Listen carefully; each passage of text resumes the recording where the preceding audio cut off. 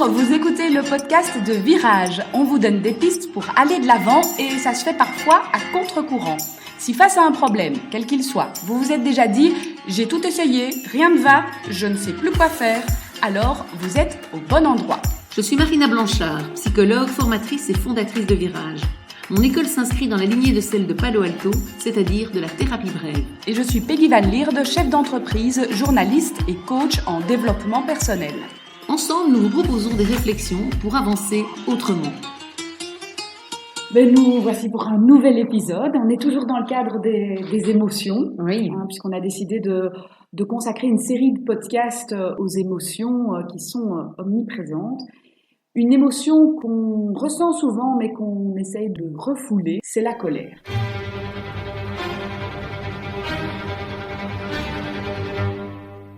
Oui, La on croit qu'elle n'est pas bonne. Alors que la colère peut être très utile parce qu'elle peut être une source de mise en mouvement, ça peut être l'occasion de nous servir de levier d'une ou l'autre situation.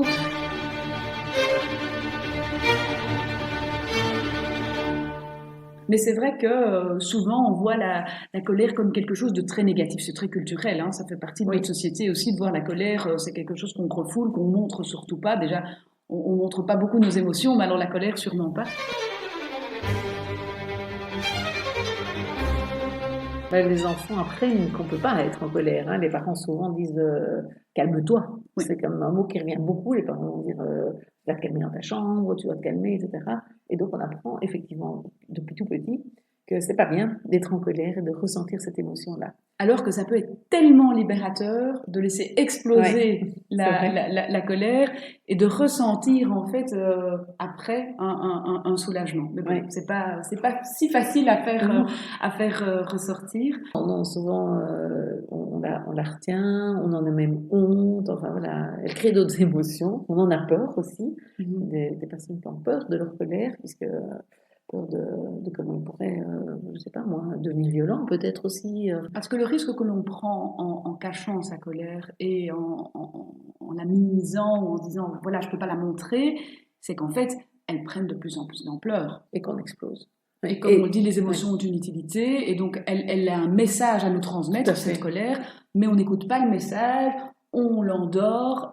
Mais il est là, et la colère veut toujours s'exprimer, et le risque qu'on prend, c'est effectivement que ça grandisse, J'ai ce livre en tête que je racontais souvent à mes enfants, qui s'appelle La grosse colère, et c'est vraiment l'image, en fait, d'un petit enfant qui grossit, qui devient rouge, qui devient énorme, et qui finit par exploser, et qui en fait arrive à apaiser cette colère une fois qu'elle a explosé, et à l'apprivoiser. À quoi sert la colère ? Je suis étonnée du nombre de personnes qui disent rien, c'est pas bon, c'est mauvais, ça me fait du mal à moi, et puis je risque de faire du mal aux autres. Alors qu'en fait, la colère, elle vient le plus souvent quand il y a une injustice, quelque chose qui n'est pas OK pour nous, et elle a comme utilité, en fait, de défendre notre territoire, de nous faire respecter. C'est comme si on marche sur mes plates-bandes, il faut que je puisse dire stop, quoi. Et si j'ai pas la colère qui vient et qui me permet de mettre ces limites-là, je vais me faire écraser. Et c'est pour ça que c'est important de reconnaître la justesse de la colère, par exemple chez les enfants, et pour nous aussi adultes, et de s'autoriser à ressentir de la colère. Après, c'est pas pour ça qu'on peut faire n'importe quoi avec la colère. Mais le risque, comme tu le disais, c'est qu'en l'emmagasinant, justement, à un moment, elle nous fait faire n'importe quoi parce qu'on perd le contrôle total de notre colère puisqu'on l'a pas écoutée. Et donc, c'est beaucoup plus intéressant évidemment de se dire là je ressens de la colère, c'est pas juste, ma collègue a réagi d'une manière qui est pas juste pour moi, et du coup comment est-ce que je vais dire, comment est-ce que je vais utiliser ce que j'ai ressenti là pour me faire respecter, mettre des limites, dire, et non pas garder à l'intérieur, parce que souvent la colère, et c'est le gros problème de la colère, souvent quand les gens consultent avec la colère, c'est qu'ils ruminent, et c'est tout ce côté rumination qui est très très présent dans la colère. Donc, ce qui veut dire que, encore une fois, comme on a tendance à ruminer, il va falloir faire le contraire de cela et donc l'exprimer et la faire ressortir. Comment l'exprimer alors sans que ça explose ? D'abord, le plus tôt possible, comme je disais, parce que c'est vrai que, comme le petit garçon dans ton livre, c'est-à-dire que s'il avait exprimé plus tôt, il n'aurait peut-être pas dû exploser à tel point. Là, il emmagasine, c'est un peu le seau qui se remplit, et puis tout d'un coup, une goutte d'eau de peut-être quelqu'un qui ne nous met pas souvent en colère, et c'est cette personne-là qui va tout se prendre.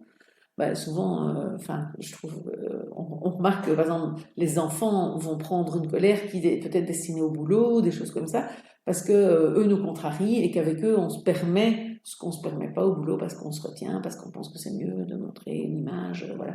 Or qu'une image de quelqu'un qui met ses limites, c'est important aussi, c'est intéressant aussi, et ça peut même être valorisé comme un futur manager parce qu'il est capable de montrer qu'il n'est pas d'accord par rapport à des gens qui vont tout le temps prendre sur eux et se montrer plus soumis. Donc en fait, la colère, sous une... J'ai envie de dire, quand elle est présentée d'une jolie manière, quand elle est exprimée correctement, et donc qu'on n'est pas soumis à la colère, mais qu'on l'utilise à bon escient, en fait, peut être aussi quelque chose de vraiment chouette et en plus de sain, puisque c'est ce que je ressens. Je me dis, je ne suis pas d'accord avec ce qui se passe, soit je l'avale et je vais y penser toute la soirée chez moi, soit je le dis et je mets la limite et j'exprime. Et même si après c'est pas respecté, au moins je l'aurais dit. Et c'est déjà autre chose. Si c'est pas respecté, la responsabilité est un peu chez l'autre à ce moment-là. Alors ça peut mettre en colère quand même. Hein. Et identifier sa colère est aussi quelque chose qu'on ne fait pas toujours et qui est essentiel parce que quand on l'a identifié, on peut aussi l'exprimer de façon posée, parce qu'on a toujours l'impression que la colère est liée à une explosion. Alors il y a l'explosion parce que accumulation, ou il y a l'explosion parce que on a l'impression que verbalement la colère doit être exprimée plus fortement ou de façon vindicative, ce qui n'est pas forcément le cas. Et quand on a identifié cette colère, qu'on a su mettre des mots dessus, on peut l'exprimer en fait de façon beaucoup plus réfléchie, beaucoup plus posée, avec la chance d'être mieux entendue. Peut-être. Alors ça, c'est un peu le deuxième point, c'est qu'on a des colères. Donc la colère, elle est utile pour remettre nos limites, je disais, pour se faire respecter, mais avec certaines personnes, c'est pas possible. C'est-à-dire qu'il y a des personnes avec qui on sait déjà qu'on ne sera pas plus respecté en le disant. Il y a des personnes qui sont décédées, contre qui on est en colère aussi, à certains moments. Donc, l'exprimer, oui, mais on va pas avoir... Et donc, ça va être important aussi de la sortir de soi, même si on ne va pas pouvoir en faire son premier usage, je dirais, et pouvoir vraiment faire en sorte d'être plus respecté, mais au moins qu'elle sorte et qu'on ne l'accumule pas. De nouveau, je trouve l'image du petit garçon est tout à fait bonne, parce que, plutôt que de l'accumuler, de devenir tout rouge et d'exploser sur n'importe qui, n'importe comment, si je suis très en colère je pense à une de mes patientes sur mon père décédé, parce qu'après son décès, j'ai appris que il avait fait des choses que je ne savais pas avant, donc j'ai jamais pu lui dire, et j'ai cette colère qui est là. C'est vraiment important de pouvoir en faire quelque chose. Et donc, on va proposer, tu peux peut-être dire des choses. Oui, donc à ce moment-là, comme on ne peut pas l'exprimer, puisque dans l'exemple que tu donnes, la personne est décédée, mais on va pouvoir, par exemple, lui proposer d'écrire et de faire ressortir alors cette émotion à l'écrit. Alors, des lettres de colère ou des textes qu'on écrit comme ça ne doivent pas forcément être relus. Le but, c'est d'extérioriser et c'est de le sortir. Et si on ne peut pas le faire verbalement face à la personne qui est absente, on peut le faire par écrit pour que ça sorte de soi. C'est ça. Et donc, je dirais même, ne doivent absolument pas être relus. Donc, surtout ne pas relire, parce que sinon, on reprend... moi, je prends souvent l'image, elle n'est pas très jolie, elle n'est pas très sexy, mais je prends souvent l'image de... la colère, c'est comme quelque chose qu'on n'aurait pas digéré. On mange un aliment, on ne le digère pas, et on ne se sent pas bien. On sent comme ça qu'on a l'estomac lourd, que ça ne va pas, etc. Et une des choses qui aide, c'est de vomir. Et quelque part, la lettre de colère, c'est un peu vomir sa colère. Et on ne remange pas sans vomi. Alors, c'est pas sexy du tout, hein, je l'avais dit. Mais en même temps, moi, je le dis comme ça, je le dis comme ça à mes patients parce que ça fait très répulsif et c'est très parlant. Et on se dit, oui, c'est vrai. Et donc, je dis, allez-y, mais écrivez vraiment Je vais reprendre l'exemple d'un père qui aurait fait un truc, aurait été violent, par exemple. Enfin, j'ai appris après qu'il était violent avec ma mère, par exemple. Mais je vais écrire, je peux écrire cher papa, ou bien je peux écrire espèce de gros salopard, etc. Et vraiment y aller, me lâcher, dire oui, j'ai appris tout ce que tu as fait, tac, tac, tac. Alors, moi, je conseille souvent de mettre tous les reproches et puis de mettre j'aimerais bien, si je pouvais, te crever les yeux, te faire ça, te faire ça, te faire ça, pour quelque part refaire une espèce de justice à travers cette lettre. Et donc, vraiment, voilà, si vous qui écoutez, vous avez comme ça des colères qui ne peuvent pas être exprimées parce que c'est par rapport à quelqu'un de décédé ou bien par exemple à un manager ou à Ça se fait un pas, N+2, on peut pas aller on se met dire en tout ce risque, qu'on pense. c'est dangereux, et là on écoute un peu la peur, voilà, parce qu'il y a une peur de cracher la colère à la figure d'un manager, et donc cette peur nous retient, mais elle ne doit pas nous obliger à l'avaler, cette colère. On peut quand même alors la diriger vers l'extérieur, mais donc à travers une lettre. Alors si on n'aime pas écrire, il y a d'autres moyens. Oui. Il y a, ça peut être un punching ball, hein, et moi je conseille même alors de dessiner rapidement le visage du manager, coller ça sur le punching ball et taper dedans jusqu'au moment où ça s'effrite en 1000 morceaux et qu'on a complètement démoli son image. En frappant. Alors, ça paraît un peu bizarre, on peut le faire avec un coussin aussi, hein, coller l'image sur un coussin avec du papier collant et puis y aller jusqu'à quand voilà, c'est déchiqueté. Simplement taper dans le coussin peut faire du bien aussi, mais le fait de diriger contre la bonne personne, finalement, est encore plus soulageant. Alors, voilà, je conseille parfois aux jeunes, ils n'aiment pas trop écrire, donc les lettres de colère, c'est pas trop leur truc, mais d'écrire le nom sur du papier de toilette qu'on utilise après. Donc voilà, le nom de la personne. Donc voilà, c'est un peu. On n'est pas dans ce sera pas le podcast le plus, le plus clean. Voilà. Mais en même temps, voilà, la colère, quand elle doit sortir, c'est important qu'elle sorte. Et donc, il y a pas mal de moyens qui existent pour le faire. Par exemple, choisir un arbre sur lequel on déverse la colère qu'on dirigerait vers quelqu'un si on a envie plutôt de la crier, aller dans la forêt. Il y a des gens qui font ça dans leur voiture, qui vont crier dans leur voiture parce que là, on dérange personne, on n'a pas la gêne d'être entendu, voilà, exactement. Et donc voilà, mais en tout cas, l'important c'est qu'elle sorte. Idéalement, qu'elle sorte pour réguler les choses, donc rééquilibrer une situation. Donc comme je disais, si c'est ma collègue qui vient tout le temps me piquer, une agrafeuse, un truc, et que chaque fois je dois aller chercher son bureau une fois, deux fois, trois fois, à la fin j'en ai marre, je sens que ça m'énerve.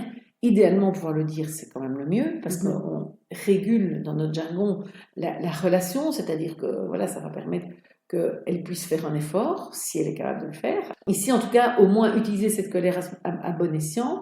Maintenant, quand c'est pas possible, parce que c'est le manager et que je peux pas me permettre, parce que c'est voilà, quelqu'un qui n'est plus là, parce que c'est quelqu'un même, enfin, qui n'est plus là, ça peut être décédé, mais ça peut aussi être de mon ancien boulot, mon ancien manager, et j'ai pas accès à cette personne-là pour lui dire les choses, et puis de toute façon, ça n'échange rien, au moins que moi je puisse me nettoyer, en fait, en quelque sorte, cette colère, pour de nouveau mieux digérer après les belles choses de la vie.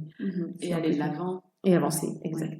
La colère, elle peut être accompagnée aussi d'autres émotions, que ce soit la peur, la tristesse, le dégoût aussi. Oui, voilà. tout à fait. Et là, à ce moment-là, ce qui est intéressant, c'est que elle peut vraiment agir comme un levier par rapport à un problème dans lequel on est empêtré. Ça peut nous aider à sortir d'une situation. Quelqu'un qui se fait harceler est à la fois dans la peur de l'autre qui le harcèle, qui le critique, qui se moque, enfin voilà, qui le diminue en permanence, et à la fois probablement, enfin très souvent, il y a de la colère, effectivement, qui est derrière aussi, qui est avalée parce que j'ai peur, donc surtout. Et la colère peut être effectivement un levier pour réagir différemment, et que plutôt que de me planquer par rapport à la personne, me positionner autrement, qui fait que le harceleur ne pourra pas continuer de la même manière, parce qu'il sentira qu'il y a des limites qui sont là. Et donc on est de nouveau sur la colère qui permet de mettre nos limites et se faire respecter. Oui, la colère est une émotion, contrairement à la peur qui, en général, nous tétanise et nous empêche d'agir. La colère, en général, elle nous donne plutôt une pulsion d'énergie qui fait agir. Et donc, tu as tout à fait raison, que ça vaut la peine de l'utiliser. Et ça, quand on accompagne quelqu'un en coaching, en thérapie, on va utiliser cette émotion de colère qui parfois est très en sourdine. Et inversement, parfois, la colère est très fort mise en avant. Et puis, une fois qu'on l'a travaillée, la colère... c'est la tristesse qui apparaît derrière. Dans les deuils, souvent c'est comme ça. Il y a d'abord la colère de l'injustice, de la perte de la personne, etc. Et puis une fois qu'on est derrière la colère, en fait c'est le vide, c'est la tristesse. Et la tristesse, c'est justement l'objet du podcast de la semaine prochaine. C'est vrai. Voilà, on va essayer de décoder, avec ou sans colère, ce que la tristesse a comme message à nous transmettre. Exact. À la semaine prochaine. À la semaine prochaine. Si vous avez aimé ce podcast, n'hésitez pas à le partager autour de vous ou à vous abonner au podcast Virage sur votre application de podcast préférée pour ne rien perdre des précieux conseils du mercredi matin.